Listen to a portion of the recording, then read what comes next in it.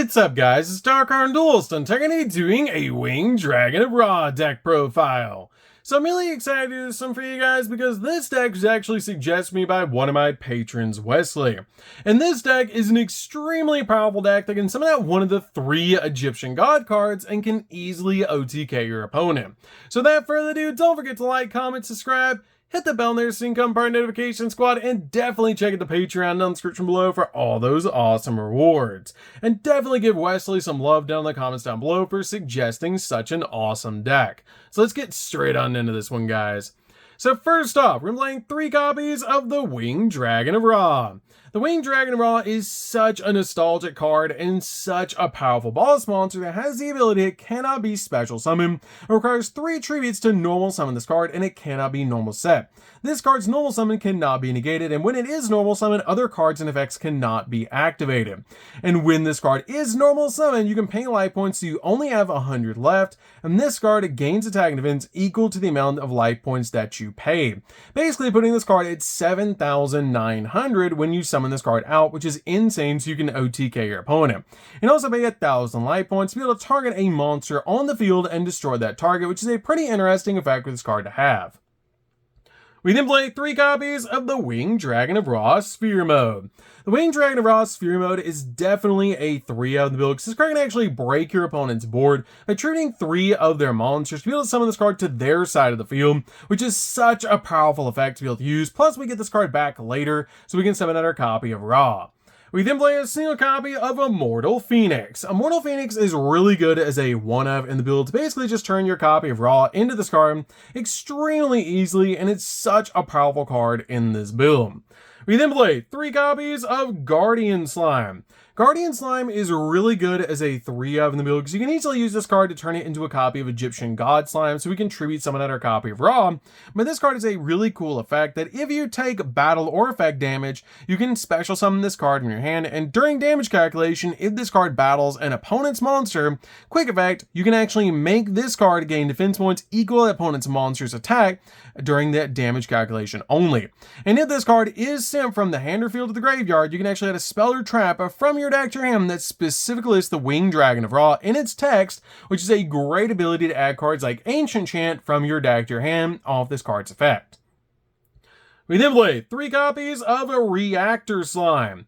Reactor Slime is a great normal summon in this deck because this card has the ability that during the main phase, you can activate this effect that you can actually special summon out 2 slime tokens to your side of the field that are Aqua Water level 1, 500 attack, and 500 defense points, giving you 3 monsters out on your side of the field so you can actually summon out your copy of Ra.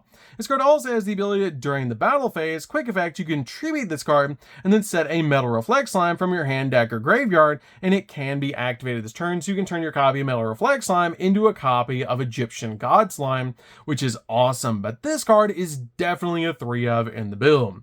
We then play 3 copies of Mseti. The Horus engine is really powerful in the deck and just a really awesome engine to be able to play in the build to get you 3 monsters out on your side of the field so you can summon out your copy of the Winged Dragon of Ra. But this card is the ability if you control a copy of King's Sarcophagus, you can special summon this card from your graveyard to your side of the field and also send this card and another card from your hand to the graveyard to be able to actually have King's Sarcophagus from your deck to your hand and also draw a card, which is really cool to be able to do. We then play a single copy of Happy. Happy is great in the deck as a 1-of, just have an additional Horus name in the deck. And then finally play a single copy of Blessing.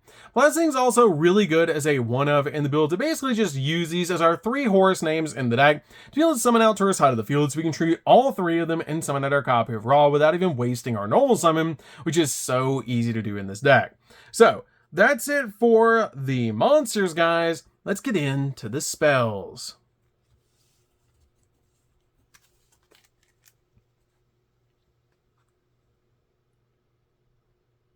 So for the spells, we're going to start with a single copy of Monster Reborn. Monster Reborn is definitely a 1-of in the build because this card is actually a combo piece in the deck with our copy of Millennium Revelation. We then play a single copy of Millennium Revelation. Millennium Revelation is really good as a 1-of in the build to be able to use because you can actually send a Divine Beast monster from your hand to the graveyard to add a Monster Reborn from your deck or graveyard to your hand, and you can also send this face-up card to the graveyard, and this turn you can special summon the Winged Dragon of Ra from your graveyard with Monster Reborn, ignoring its summoning conditions. And during during the end phase of the turn this card effect was activated, you must send the Winged Dragon of Ra you control to the graveyard that was special summoned with Monster Reborn, which is the only downside to this card. We then play a single copy of Blaze Cannon. Blaze Cannon gives the Winged Dragon of Ra some godly effects to help you go in for game. This card has the ability that one Winged Dragon of Ra that you control gains the following effects. That this card is unaffected by your opponent's card effects. When an attack is declared involving this card, you can actually tribute any number of other monsters that did not declare an attack this turn, and this card gains attack equal to the tributed monster's combined original attack until the end of this turn, and after damage calculation, if this card attacked, you can destroy or you can send all monsters your opponent controls to the graveyard, which is such a powerful ability. We then play a single copy of Dangers of the Divine.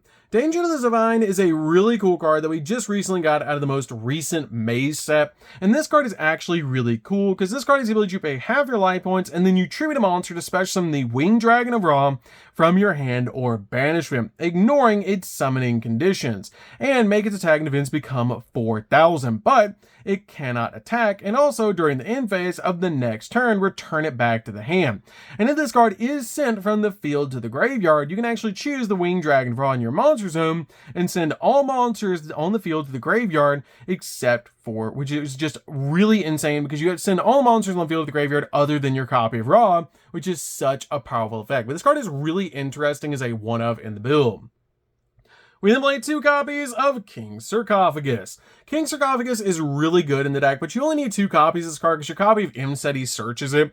But this card is great because you can send a card from your hand to the graveyard to be able to actually send to the graveyard a copy of a Horus name from your deck to the grave, which is really cool. But you need this card face up on your side of the field so you can actually summon out your Horus monsters from the graveyard so we can tribute them to summon out the Winged Dragon of Ra. We then play 3 copies of Ancient Chant. Ancient Chant is really cool as a 3-of build because this card is actually Rhoda for the deck, letting you add a Winged Dragon of Ra from your deck or graveyard to your hand. And if you do, you can actually tribute summon a monster during your main phase this turn in addition to your normal summoner set, which is a really powerful effect. You can also banish this card in the graveyard, and if you tribute summon the Winged Dragon of Ra this turn, its original attacking events become the combined original attacking events of the monsters tributed for its summon, which is such a powerful effect to be able to use to basically just summon out your copy of Ra, gain its attack points off of whatever you tribute, and then also gain its attack points off your life points, making it absolutely massive so you can swing in for game. We then play 3 copies of the True Sun God.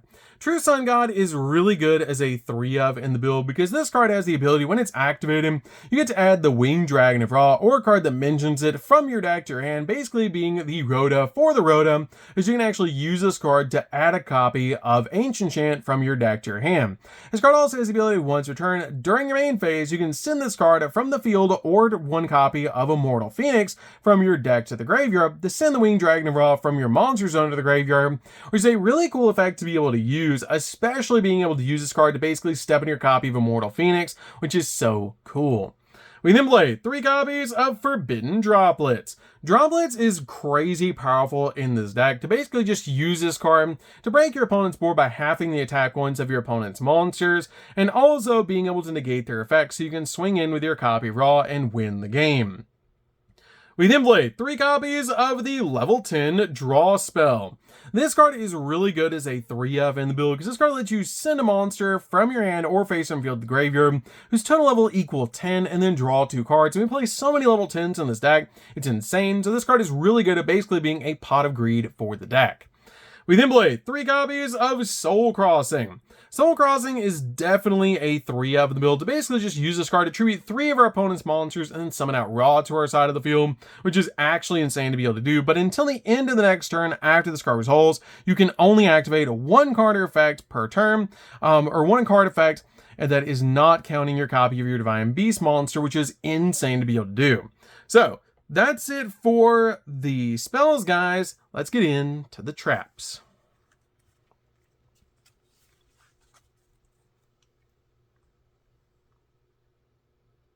So for the traps, we're just going to be playing 1, and that's going to be a single copy of Metal Reflect Slime.